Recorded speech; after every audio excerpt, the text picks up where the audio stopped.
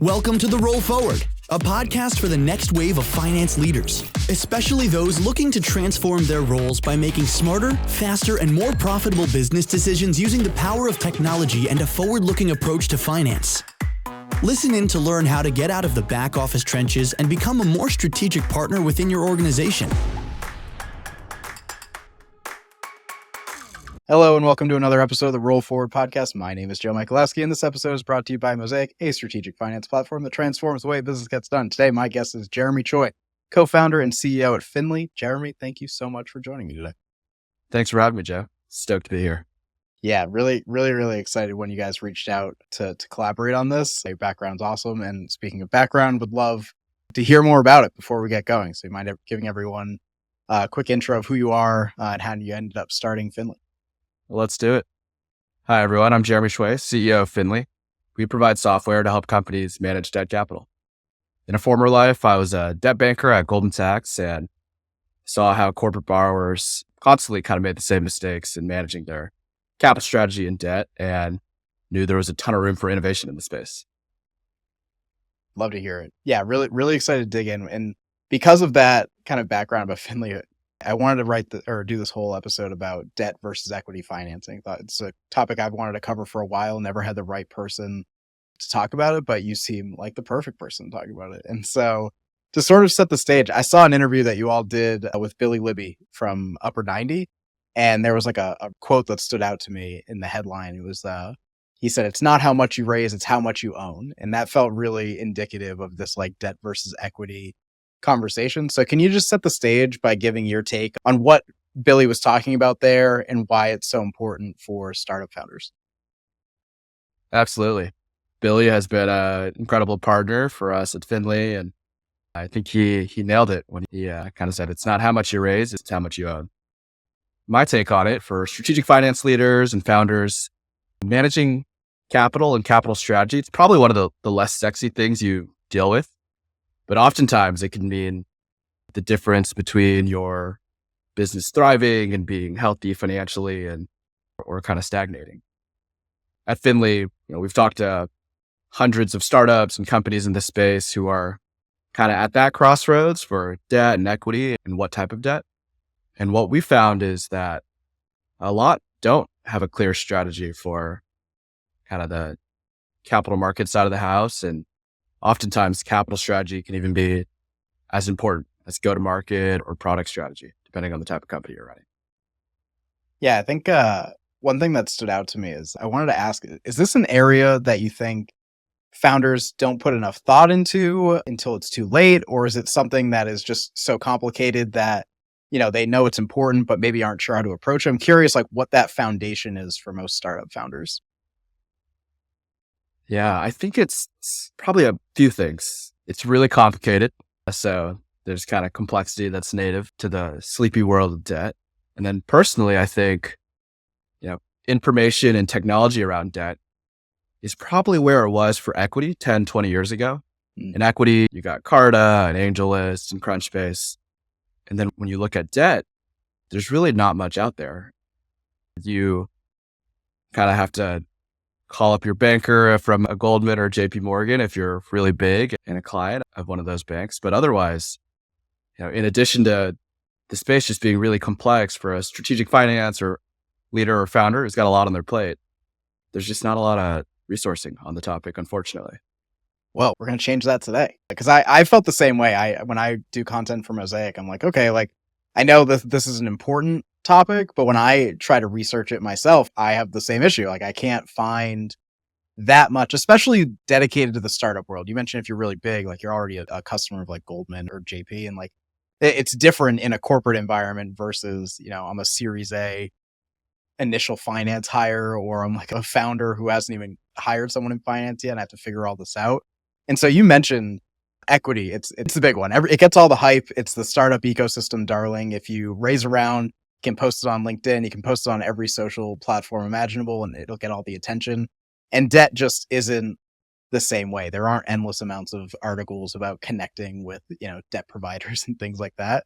So I'm curious, you mentioned it's really complex. What are some of the challenges of debt financing that prevent it from getting the kind of attention that equity financing gets? Yeah, part of it might be maybe the debt firms aren't as good as branding and promoting themselves as the VC firms. So just knowing who could even provide you debt is a Yeah. challenge. And then I think part of it is debt is often harder to raise than equity.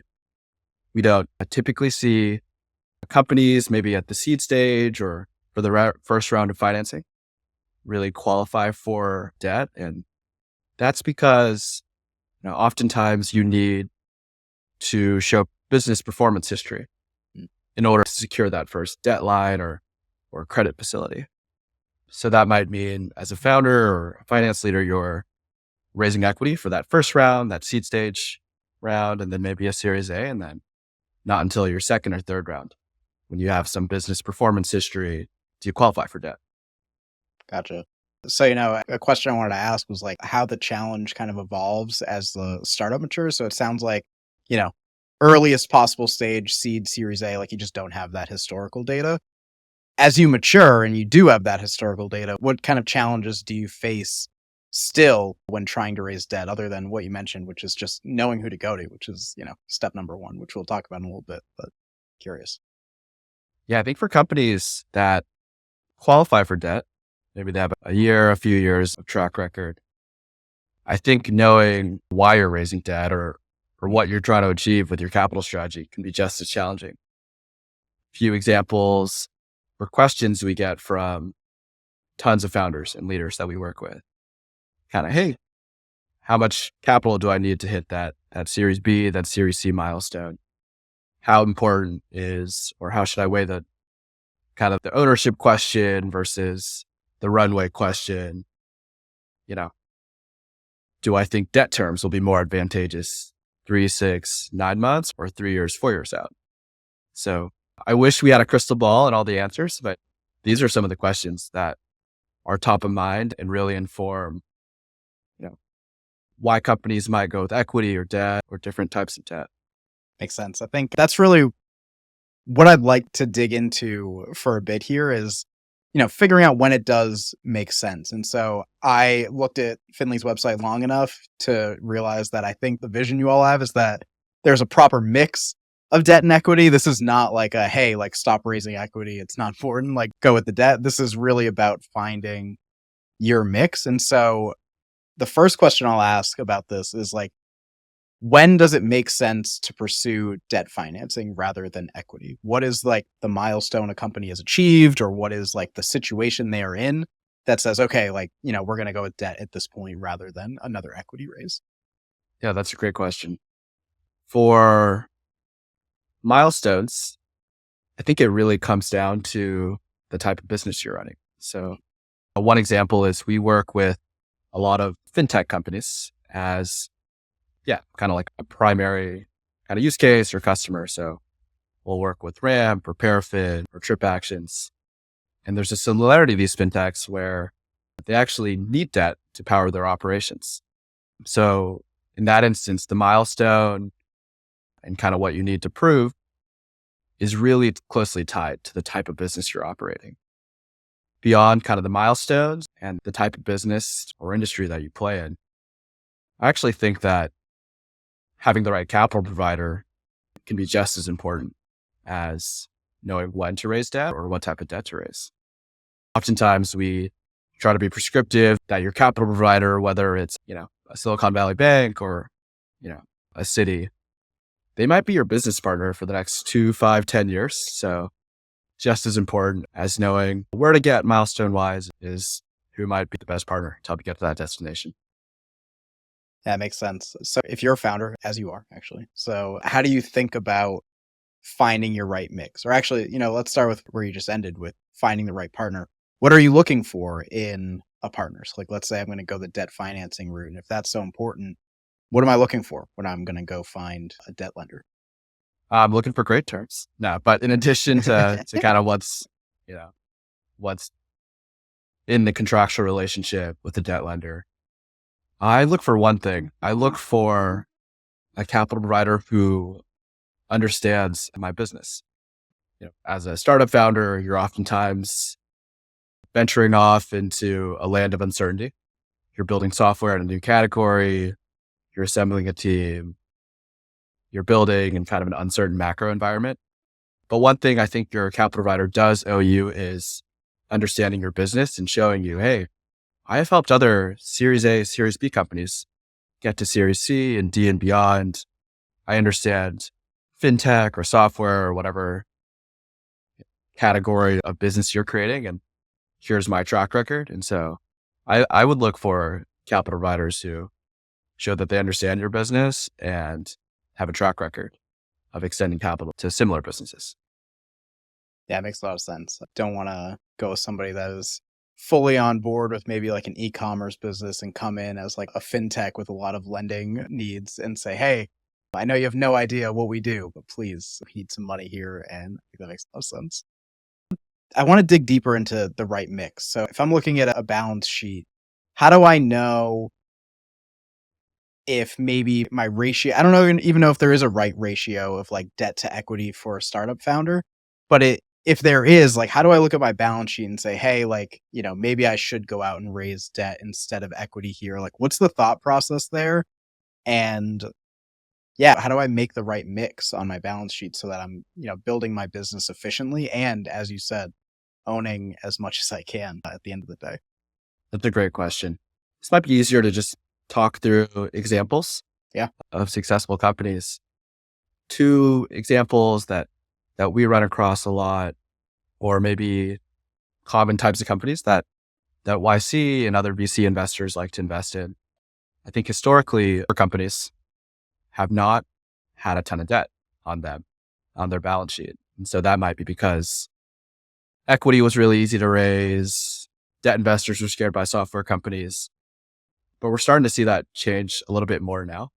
I would say software companies, if they were light on debt, now they're maybe a little heavier on debt. And so founders, CFOs are starting to think about, hey, should I take out more venture debt to get ahead of the game, even if historically software companies didn't take out a lot of debt? So that's one example. And I would say another maybe might be fintech, where historically you had to raise a good amount of debt to scale your credit card company, your buy now, pay later company. And you still have to raise debt to scale those types of companies. But now we're seeing the best leaders think years ahead of when that capital raise might be to set themselves up for success. So it's, hey, who's my debt capital partner at the Series A? Do they have a track record of helping companies graduate from maybe a smaller credit fund to a bigger JP Morgan or Credit Suisse at the Series C? And how do I set myself up?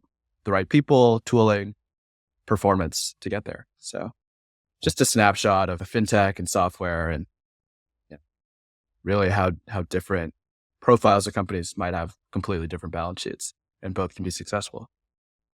It makes sense. I think so. We had a question outline that I sent over ahead of this. So I'm actually going to skip around a little bit because there's something I want to follow up on.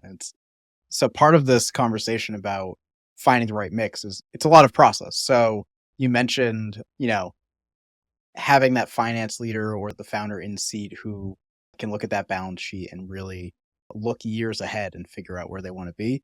You mentioned earlier Ramp, and I saw Alex Song was on the website. We had Alex Song on the podcast, really smart guy, and has the same kind of investing background that you have.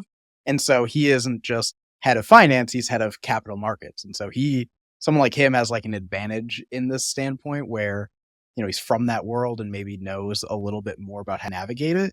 But if we're talking about process for someone in Alex's position or another finance leader or founder looking at debt, you mentioned that this is a really complex process. So how do you actually start it? So like we've decided like, hey, maybe we should raise debt. We're looking years down the road and this is the right approach from us.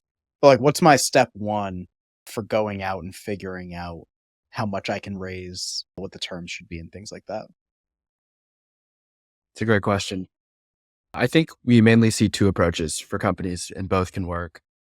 One is building up in-house expertise. So that's the founder several years at a time is thinking, learning, building the relationships with debt capital providers, or maybe hiring someone who come from the other side of maybe from a bank or credit fund with the expertise. And then we've also seen companies go with consultants. Maybe it's a founding team that is kind of spikier in product strategy, or very sales heavy team that's very strong in go to market. There are consultants as well who can kind of help navigate what is pretty spiky process in itself. You're kind of you can be talking to 10 banks at once, and then, 3 months later have your debt raised, and really your day to day could look a lot different as a finance leader. So say in-house expertise, and then going with consultants works as well when you're starting to evaluate debt options. You mentioned that it's a spiky process, all the different, bankers that you might be talking to. Can you give me like an example or two of kind of what I'm facing as I'm going through this process? If I'm talking to all these different banks, like what am I looking out for? Like, how am I evaluating all these different people? And something I want to ask after is, the different types, lenders and things like that, because I know we talked about that a little bit. So we'll get there.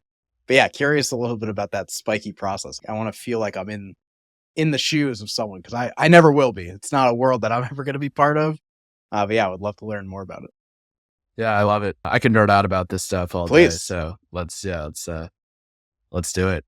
Yeah, I think in the debt raise process, generally like to think of it in 3 phases.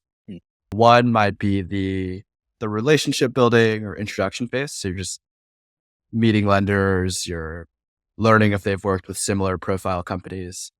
It's kind of the dating phase. I would say the second phase would be the term sheet phase. So this is when you might start receiving a few different term sheets, maybe more than one if you're lucky, and starting to evaluate kind of different commercial terms. What might make sense for your business, how they'll let you use the debt that you take out. And then once you've executed a term sheet, going from deciding if you're going to evaluate to deciding if you want to purchase the relationship with a lender. Yeah, it's really kind of the legal process where it might be 1-3 months for more complex debt agreements where you're working with lawyers and really working to formalize one relationship with a lender who could be a business partner the next 5 or 10 years. Man, I don't envy anyone in these positions, mostly because I know it's a lot of work. I've seen, as an employee here at Mosaic, I know the effort that our founders go through for, equity raises when we raised our Series A, Series B. And so to add on top of that, what you call a spiky process for raising debt at the same time or evaluating the two. Yeah, I'll never envy the finance leader position. I'll stay over here in my content land, and you guys can handle that. Me as well. Yeah, you got out of it. You were like, okay, like I've seen enough of this, and I'm gonna go start a company. I think that should say a lot about how complex it is. It's like I'd rather run an entire company than deal with the traditional process that I've been in this whole time. It's crazy. I think one thing I want to get to is an article that you all shared with me ahead of this. It was from Andreessen, and it's all about debt versus equity. I'll share it in the show notes because it'll probably give a better background than definitely I'm going to be able to sum up here. But there's a good overview of different types of debt and different types of lenders that you can look at. And I want to get your take on this because I know it's something that's important to Finley and that you guys talk about a lot. And so I'm curious what your take is on how founders and finance leaders should look at the different types of debt and the different types of lenders and what that relationship looks like. Yeah. Yeah. Like I mentioned, I think in the early stages, if I could only choose one, I think the most important thing would be finding the right partner. So it would be, hey, barring nothing, give me a partner, or give me a debt capital partner who has worked with similar stage companies. Could be software companies, fintech companies, just whatever industry I'm in as a corporate borrower. So that would be incredibly important to me. And then when I think about the nuts and bolts of debt, probably the one thing I would think through is, or the top thing is, what is the debt being used for? So all of the time, there's generally a lot of legalese with these debt agreements. There are hundreds of pages and a bunch of rules that lawyers and accountants have to track in spreadsheets. But one item that comes up with lots of founders and customers of ours is hey, what can I actually use this debt for? Can I use it to make payroll? Do I have to use it to launch a new product? Or maybe I can't even use it until I use up all my equity first. And it's really just like a last line of defense for the company. So that would be my intuition. It would be, hey, find the right partner who will kind of work with you, grow with you in different stages of your business, be a great partner regardless of macro environment. And then second to that, it's just really getting back to the basics of like, hey, if you extend this debt to us, what can I actually use this for? And will this help me kind of get to my business goals? I think something that you all mentioned to me after I sent the questions along, and this is something I hope you can teach me about because I'm not even sure how to ask this question, but I guess what I'm hearing is that, there are different regulations or rules about when you can spend certain types of debt. And so the follow-up I got from you all was that, thinking about venture debt versus asset-backed debt and possibly other types, but I'm not sure. So I'm curious, can you dive into maybe the differences between those two? And if there are any others that you should be looking at, or maybe founders should be aware of as they're looking at all these different term sheets and talking to all these different banks. Of course. Yeah, I like to think of it as two main types of debt for startup founders, at least. Outside of Silicon Valley, there might be like 50 types of debt, which I would have to We won't get too call an far into expert that. for. But We'll stick to our little world of the startup ecosystem of the Silicon Valley type thing, because man, we could be here for days, I guess, or teach a whole course on the rest of it. yeah, I would say it's mainly two types of debt that we see startup founders evaluate. I would say it's venture debt. And so this is typically debt that is raised in conjunction or around the time of an equity round. It's debt where there's kind of fewer restrictions, can be used for extending runway, can be perhaps just kind of kept as a rainy day policy and hopefully never used. So that's one. That's venture debt. I would say that's the more universal type of debt, and we're seeing more and more companies raise it. And then the other would be asset-backed debt. So at Finley, we are, most of our companies actually have asset-backed debt. And this is debt that's raised for a very specific purpose.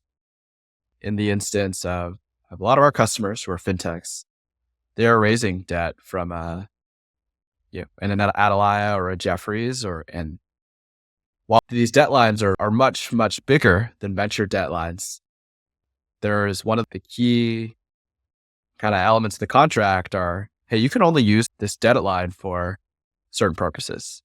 So launching this product, acquiring that company. And if you don't, it could go against the rules of your credit agreement, and there could be kind of big implications. Wow. Why is it? I mean, maybe it's a dumb question, but why are there such strict rules on that side of debt versus venture debt that seems like it's a little bit more, let's say, manageable, to make it a little bit nicer? But yeah, it just seems really complex on the asset-backed side. I'm curious why that is. Yeah. So I'll caveat that I'm not a debt attorney, unfortunately. Okay.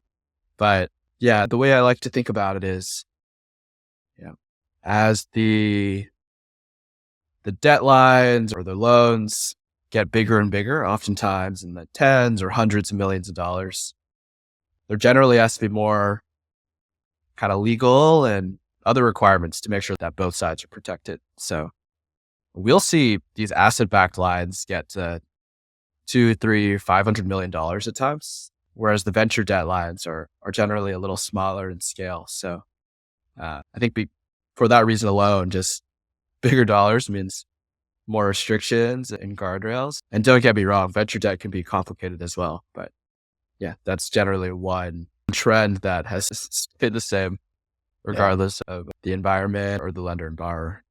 Yeah, I think, we talked about Ramp, or we mentioned Ramp a little bit. So I'm thinking someone like Ramp who has like corporate credit cards, and there's a lot of lending that they do. They need that asset-backed sort of version to have the big credit line to actually support all the customers that they have. Are there other examples of companies that, even though they're maybe in the startup world, would actually need that asset-backed debt? Or is it kind of relegated to those fintechs that are kind of acting as lenders themselves. It's funny when I was at Goldman Sachs, I actually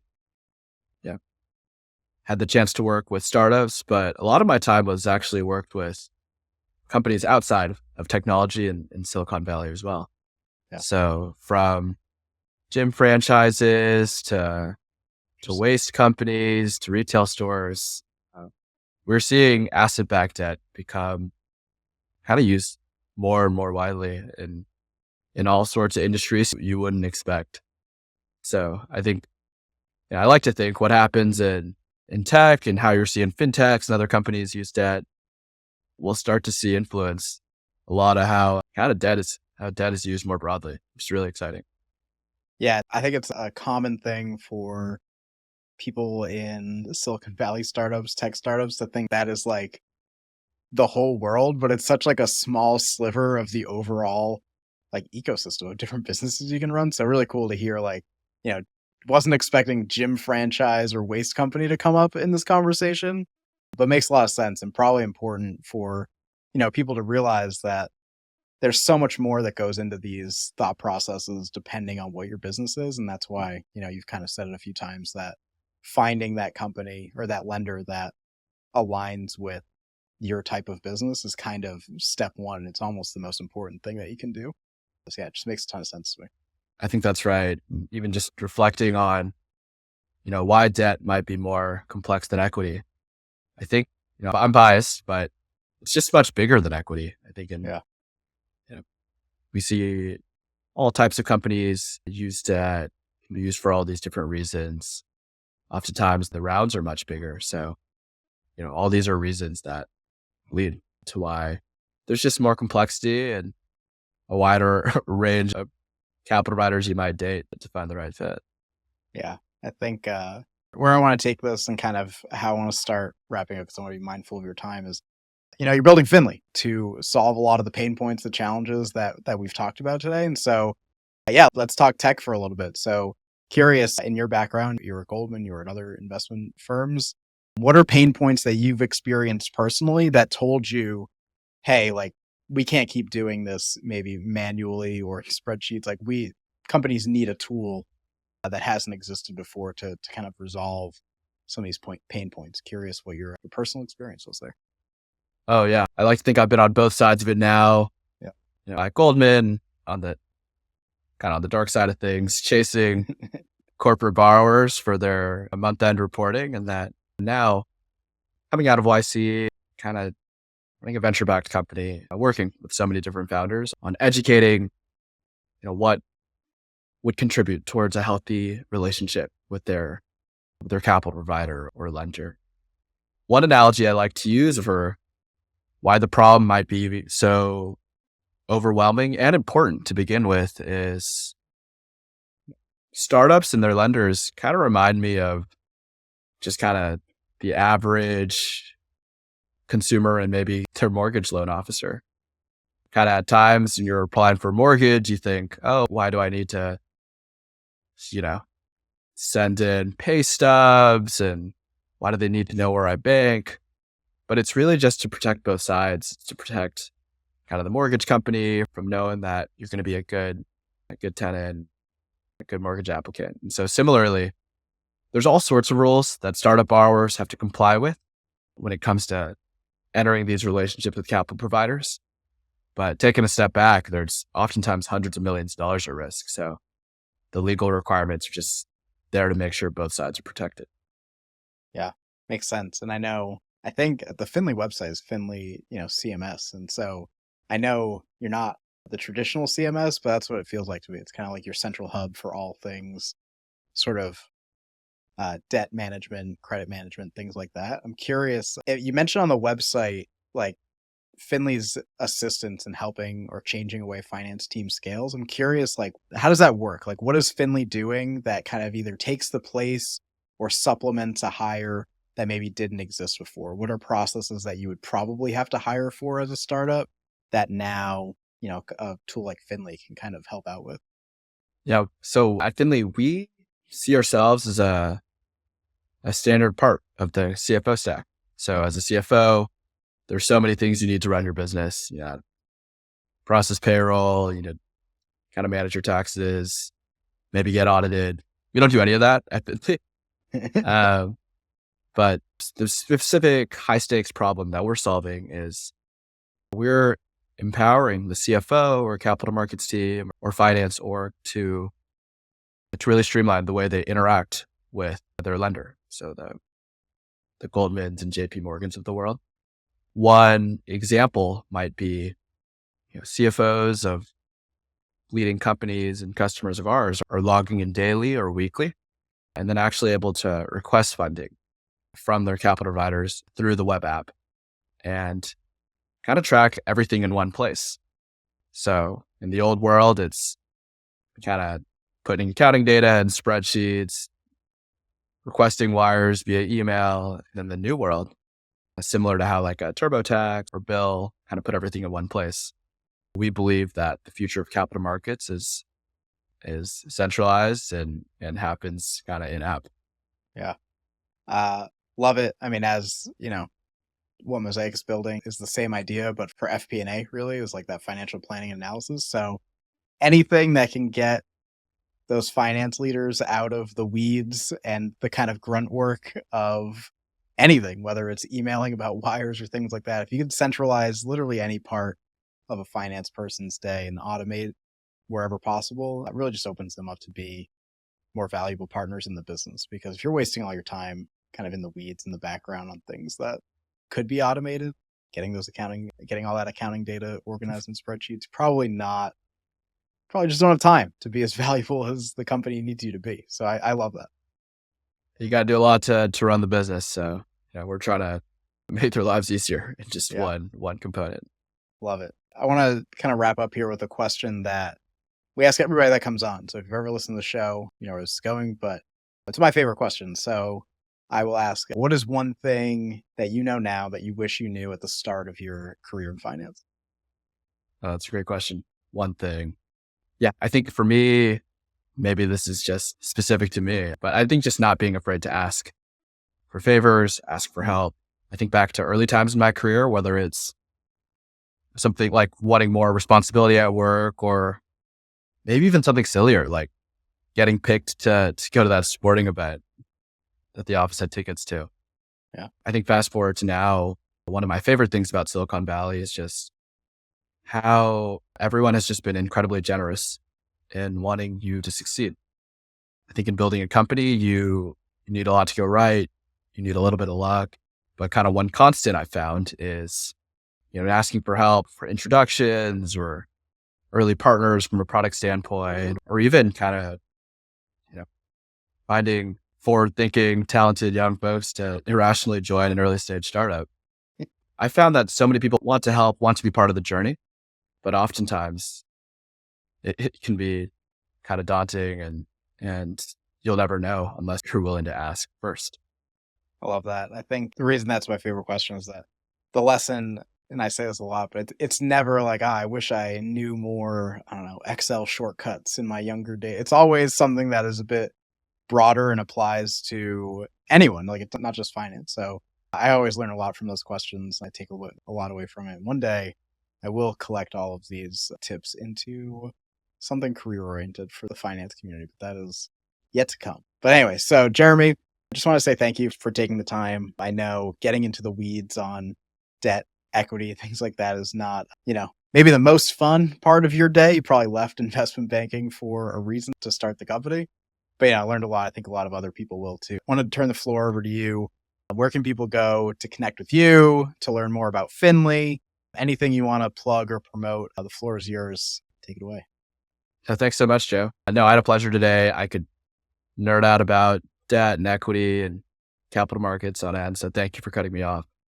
No, I really don't have much. I think you all have done a great job with content. And then for anyone else out there, we're growing, we're hiring at Finley and excited to kind of revolutionize the sleepy world of debt capital markets. And feel free to drop a note at jeremy@finleycms.com. Do you have any questions or feedback or just want to get in touch? Love it. I'll plug all the links, the contact info in the show notes. We'll be promoting out on social, things like that, but really excited to get this out in the world. But Jeremy, just want to say thanks again for spending time on the Roll Forward. Hope that we can do it again sometime. Had a good time. So thanks, man. Thank you, Joe. Thank you for checking out this episode of The Roll Forward. This show is powered by Mosaic, a strategic finance platform that transforms the way business gets done. If you enjoyed what you learned in this episode, make sure to follow The Roll Forward wherever you listen to your favorite podcasts. Or visit mosaic.tech/podcast to get immediate access to all of the latest episodes.